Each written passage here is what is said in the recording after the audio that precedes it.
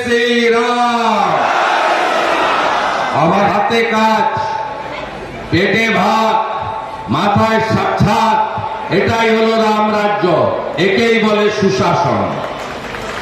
আমি সমবেত হাজার হাজার কর্মী সমর্থক শুভানুধ্যায়ীদের রাষ্ট্রবাদী অভিনন্দন জানাই, দেশপ্রেমিক অভিনন্দন জানাই। মাত্র 3 সপ্তাহ আগে আপনারা কৃষ্ণনগরে নরেন্দ্র মোদীজির লক্ষ মানুষের সমাবেশ করেছেন।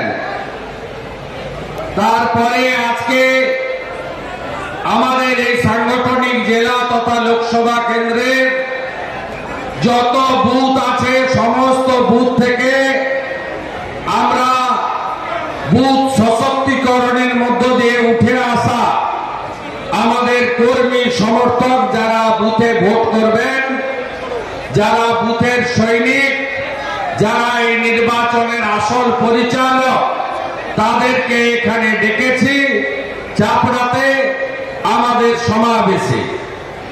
আমি প্রথমেই ধন্যবাদ জানাবো জেলার সভাপতি মাননীয় নেতা অর্জুন কুমার বিশ্বাস মহোদয়কে।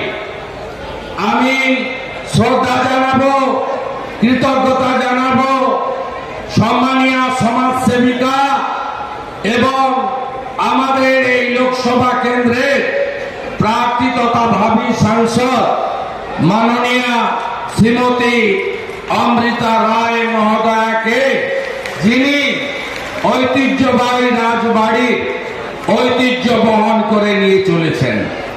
তৈরি করতে পারিনি, আপনাদের কষ্ট হচ্ছে। বিপুল পরিমাণ মা দিদি বোন এসেছেন। না জাগিলে ললনা, এ বিশ্ব জাগে না। আমার মাতৃমণ্ডলী যারা নরেন্দ্র মোদীজির কথায় শক্তি স্বরূপা, তাদেরকে আমি নতমস্তকে প্রণাম এবং কৃতজ্ঞতা জ্ঞাপন করি। আপনারা জানেন যে এই নির্বাচন দেশের নির্বাচন।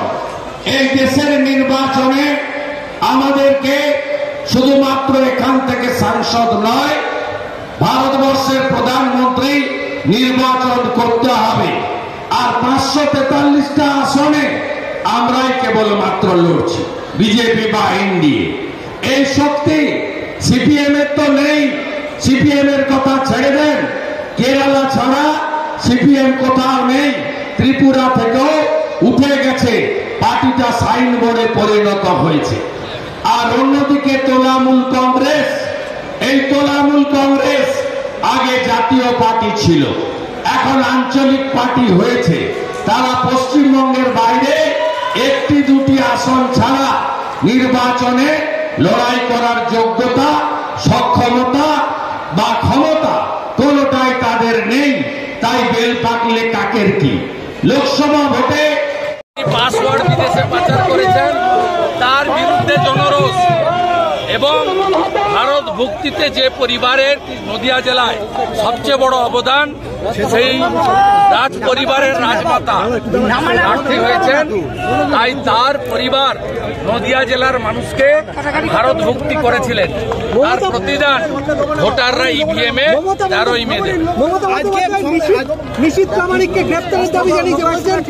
আগে মমতা ব্যানার্জিকে গ্রেপ্তার করা উচিত, তার ভাইপোকে, তার পরিবারের লোকদের গ্রেপ্তার করা উচিত। এই রাজ্যের প্রকৃতি মায়ের দেওয়া সম্পদ, কয়লা, বালি, গরু পাচার, চাকরি বিক্রি, রেশন পাচার, সবটাতেই মমতা ব্যানার্জি এবং মমতা ব্যানার্জি সারদার সবচেয়ে বড় বেনিফিশিয়ারি। তার জন্যই 3 কোটি লোক চিটফান্ডে প্রতারিত হয়েছেন। মমতা ব্যানার্জিকে আগে গ্রেপ্তার চাই, আমরা মমতা ব্যানার্জির গ্রেপ্তার চাই। হেমন্ত সোরেন, কেজরিওয়াল যদি ছোট চোর হয়, বড় ডাকাত হচ্ছে মমতা ব্যানার্জি, যিনি সুদীপ্ত সেন, গৌতম কুন্নু আর কেডি সিং এর টাকায় তৃণমূল চালিয়েছে।